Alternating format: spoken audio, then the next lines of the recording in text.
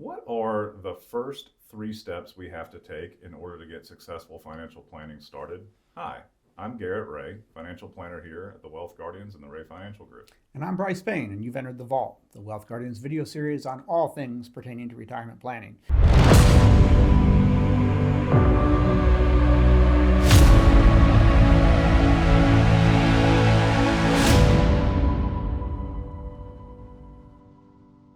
In this episode, we're going to talk about the first three steps in financial planning. Now, you're going to notice those like and subscribe buttons down below the video there. Go ahead and click on those if you want to catch future episodes of The Vault with Doug, Garrett, and myself. Okay, Garrett, let's go ahead and dive into this one. All right, Brice, well, we got to get started somewhere. What is the very first step one needs to take in order to have a successful start to their financial plan? All right, so the first thing you want to do is grab a piece of paper and a pen, and we want to list out all of our monthly expenses. Okay. All right, so a monthly expense, sometimes people will just tend to go back and look at what they spent last month. Yep. All right, $6,000. There's my monthly expenses. Not quite that easy. So we want to make sure that we are not just covering last month's expenses, but everything that you spend money on over the course of a year divided by 12. Right. So an example would be your homeowners association dues. You might not pay that every month. So if you didn't pay it last month and you're just looking at last month, you're probably missing a number of expenses. Sure. Another easy example would be your car insurance. Yep. A lot of people only pay that twice a year. So in cases like that, we want to make sure we list out the annual or the quarterly or the semi-annual expenses and then divide it accordingly. So if it's something you pay once a year, $500 for your homeowners association, let's divide that $500 by 12 and add it into our monthly expenses. Yeah. So we want to make sure that we're covering everything that we spend in a year. Now, we also want to make sure that we are not just covering bills. A lot of times, Garrett, somebody will come to us and they'll have listed out their expenses, but all they've put in there is their utilities, their internet, their cell phone, their gas, electricity, garbage. And that's it. And so that's what I spend money on. That's my bills. Yep. Okay, so we're not just looking for bills. We're also looking for necessities. Gas in the car, right? Food in the fridge. Those aren't bills per se, Right. but it's something that you have to spend money on. Yeah, So we want to make sure we're covering all that as well. Absolutely. Now there's a third part, discretionary spending. This is going to be Christmas gifts for the kids, going out to eat, going to the movie. There's a number of these things, and some people spend vacations as well. Yep, maybe every other month or so we take a trip up to the city or out to the beach, wherever. So we want to make sure we're covering the bills, the necessities, and the annual discretionary spending. So that's going to cover us on step one. Well, I take that back. We also want to make sure that we are covering things that we're going to spend money on in the future, like a one-off expense. Okay. Maybe we know at a certain point in time we're going to be spending money on a new roof. Yep. Or we're going to take that big European vacation, Yep. Now, we covered things that we spend money on an annual basis, but let's not forget those things that are out there as a big one-time cash flow. Yeah, you want to update the kitchen or something like that. Exactly. Yep. That's going to happen to us. So we want to make sure that we're planning for that as well. Okay. So that's the one-off costs that we're talking about. Another easy example is, hey, in 5 years, 10 years, I'm going to get a new car. This one's not going to last forever. Yep. I don't want to finance it, so I'm going to spend X amount of dollars on a new car. All right, so that is our step one, is listing out our monthly expenses. Okay, so we've got our expenses now. Okay. What is the second step to successful financial planning? What's the second thing I have to do once I get my expenses sorted out? So we want to identify, once we've got step one done, moving on to step two, we want to identify our retirement goals. Oh, yeah. What I mean by that is, do we have any legacy goals? Do we want to leave a certain amount of money to our church, to our kids, wherever?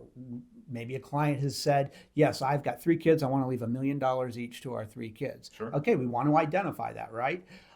Again, going back to travel, we're not going to travel most likely as much at age 85 as we were at age 70. So let's factor in, is there a certain goal that we have to travel for a certain number of years? Yep. We want to be able to understand that. Another easy example is 529 accounts for the grandkids. Yep, Got 5 grandkids, and I want to be able to have each one filled up to a bucket to a certain amount. Sure. By. Okay. Yeah. So that's kind of identifying our goals in retirement. Now we've got to put a time frame to each of those goals. Yeah. When do you think you're going to want to take that European trip? Is that going to be in 5 years? Is that going to be in 10 years? When do you want to have those 529 accounts funded? How long until we want to buy that car?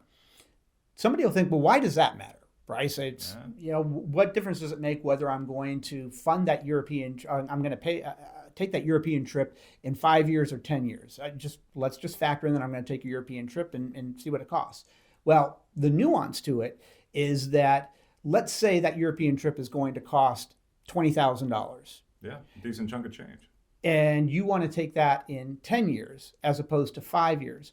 Well, maybe in 10 years you'll be of RMD age, and you're going to have to be taking out a number of RMD monies anyway, required minimum distributions out of your IRAs.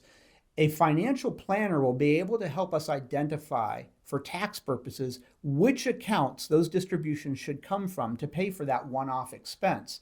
Maybe not all of it is going to come from your IRA. Maybe some of it will come from a Roth account. Sure. Maybe we don't want to take that full distribution in 1 year, because if we did, that's going to kick us up to a higher tax bracket. So that $20,000 European vacation, maybe we should take $10,000 out the year before, and then the last $10,000 out the year we take the vacation. Things like that can help us pay Uncle Sam still our obligation, but a less obligation than what we would have otherwise. Just do it in a more smart way. Absolutely. Yeah, exactly. Okay. Exactly. So those are the two things that we want to identify as step 2. What are those legacy goals, travel expenses, 529s, those one-off expenses, and what's the time frame for those one-off expenses? Let's list those out. All right. So we got our expenses, we got our goals and the time frame around them. Yep. Step 3, bring us home. All right. Identifying your forms and sources of income in retirement. Oh, yeah. Sometimes somebody will come to us and they say, well, my sources of income in retirement are going to be my Social Security. That's it. No other sources of income. Yep. Okay. We need to know that. But maybe you have VA benefits coming to you. Maybe you've got a monthly pension coming to you. Yep. Maybe you've got, again, that passive income coming to you as a landlord.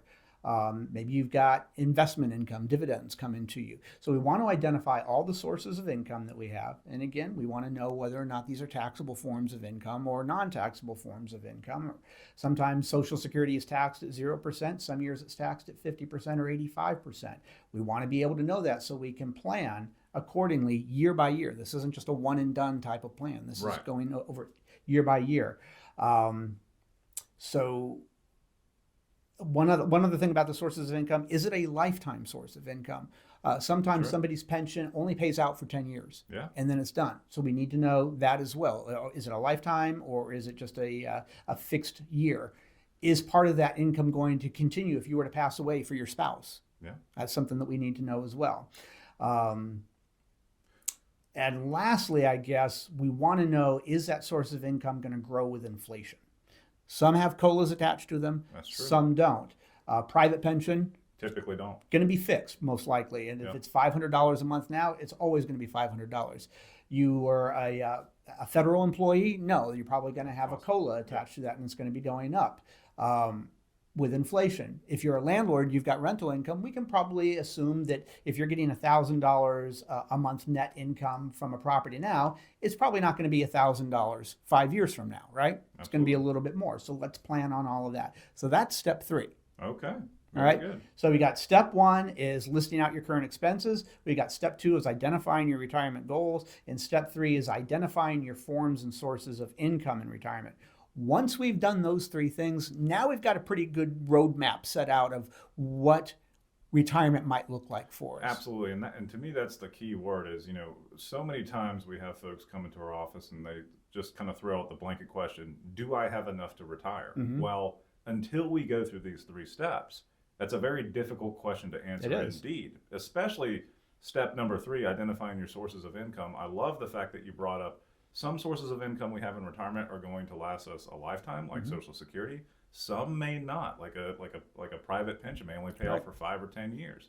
When that drops off, you have to know, okay, how much more do I have to take out of my accounts as distributions to make ends meet, which of course impacts the lifetime of that nest egg you've saved up. Yep. So all of this ties together. Very good steps, Brice. Yep, very good. All right. Well, that's going to wrap it up for this episode of The Vault. Again, I'll bring your attention to these like and subscribe buttons down below the screen there. Go ahead and click on those if you want to catch future episodes of The Vault with Doug, Garrett, and myself.